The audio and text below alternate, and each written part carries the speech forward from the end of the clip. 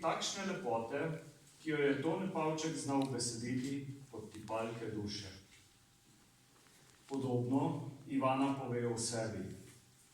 Rada imam zeleno, sončne zahode, burjo, barvno paleto jeseni, poletni dež, tišino zvezd in grmenje neviht, valove, vzorce gozdne strehe, silo pomladi in kapljice.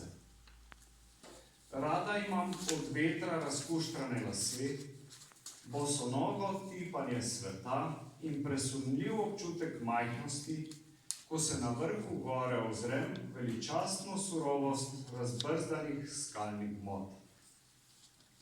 Vedno znova občudujem to, čemur z eno besedo rečemo narava.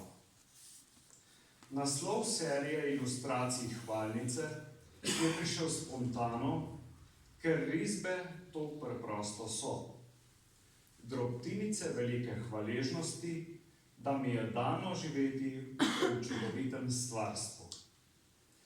Na oder vabim Ivano Žigon iz Komna in Mojco Uhrnik-Pipan, sicer učiteljico slovenščine iz osnovne šole Komen, ki bo predstavila likovna dela Ivane Žigon z besedami Ivanine mentorice in učiteljice likovnega pouka Tanje Samec.